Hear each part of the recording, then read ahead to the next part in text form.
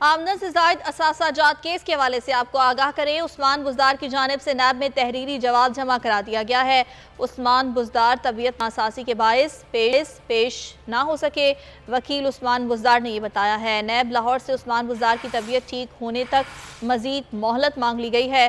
साबिक वज़ीर आला उस्मान बुज़दार ने किसी किस्म की कोई करप्शन नहीं की है और इस सिलसिले में आज उनकी तबीयत नासाज है और वो पेश नहीं हुए। उनकी जगह उनके वकील पेश हुए हैं और वकील की जानिब से यही बताया गया है कि उनकी तबीयत नासाज है और आज वो पेश नहीं हो सकेंगे। वकील उस्मान बुज़दार ने नैब लाहौर में ये बताया है कि तबीयत ठीक होने तक उन्हें मजीद मोहलत दी जाए और साबिक वज़ीर आला उस्मान बुज़दार ने किसी किस्म की कोई करप्शन नहीं की है। वकील की जानिब से ये भी कहा गया। आमदन से ज़ायद असासाजात केस के हवाले से आपको आगाह कर रहे हैं। साबिक उस्मान बुज़दार ने किसी किस्म की कोई करप्शन नहीं की है।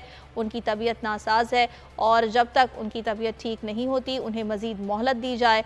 तहरीरी जवाब जमा करवा दिया गया है नैब में और उनकी तबीयत नासाज है जिसके बायस वो ख़ुद पेश नहीं हुए हैं और उनके वकील ने ये बताया है कि उनकी तबीयत नासाज है और उन्हें मज़ीद मोहलत दी जाए। जैसे ही उनकी तबीयत बेहतर होती है वो पेश हो जाएंगे। और साथ साथ वकील ने यह भी कहा कि उस्मान बुज़दार की जानिब से किसी किस्म की कोई करप्शन नहीं की गई है। रियाज आवान मज़ीद हमें बताएंगे। जी रियाज। जी बिल्कुल, ये उस्मान बुज़दार को आज तलब किया हुआ था आमदन से ज्यादा असासाजात केस में। नैब ने तो आज वो पेश नहीं हुए।